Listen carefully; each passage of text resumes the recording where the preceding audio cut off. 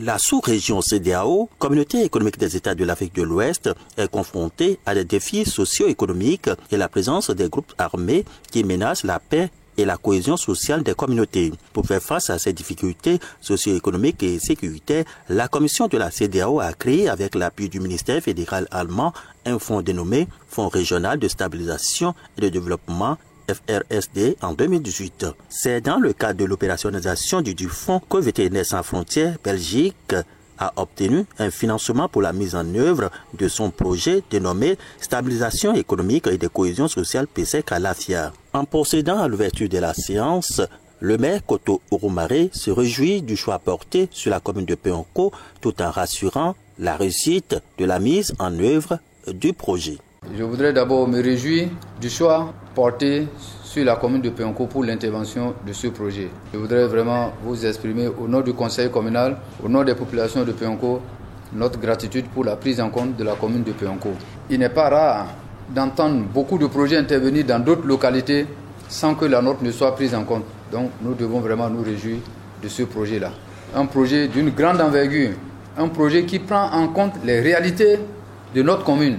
Parce que quand j'ai entendu parler de ce projet, quand j'ai jeté un coup d'œil, ce qui est dans ce projet qui est financé par la CEDEAO, je crois qu'on doit se réjouir.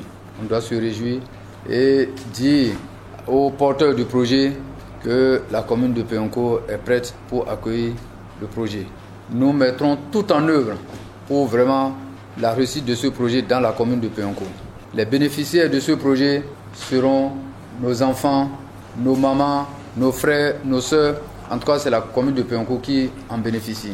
C'est nos mandants et nous sommes là pour eux. Si aujourd'hui la commune de Peonko est à ce stade, c'est parce qu'il y a beaucoup d'efforts qui ont été faits grâce à vous.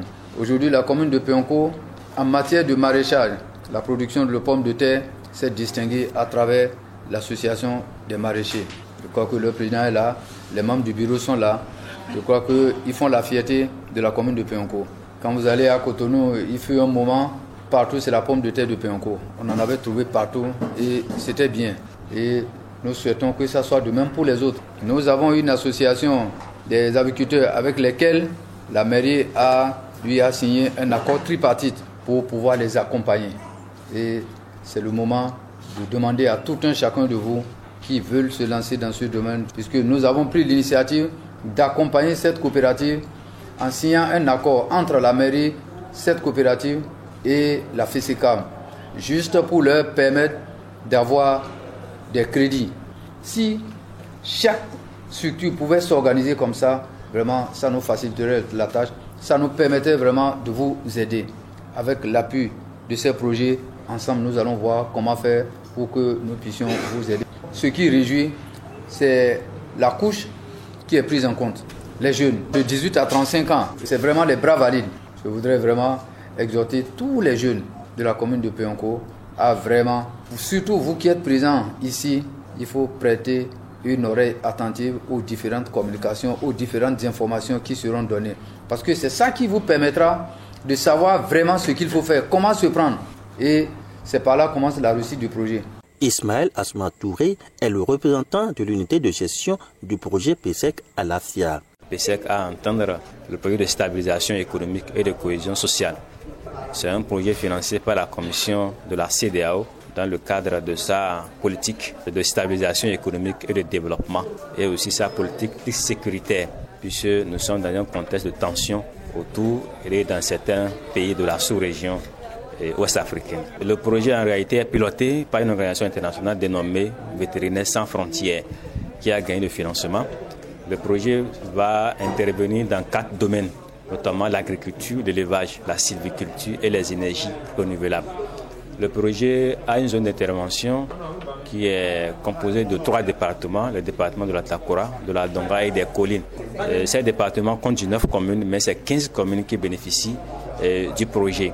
15 communes pour 10 activités économiques.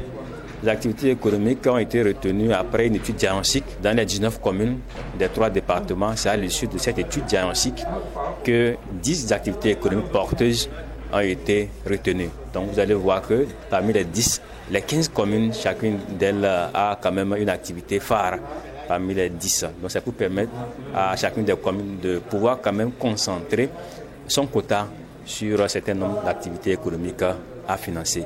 3750 bénéficiaires à impacter. Et parmi les 3750, la commune de Ouassa-Préonco a un quota de 183 bénéficiaires, dont 50% de femmes et 50% de jeunes.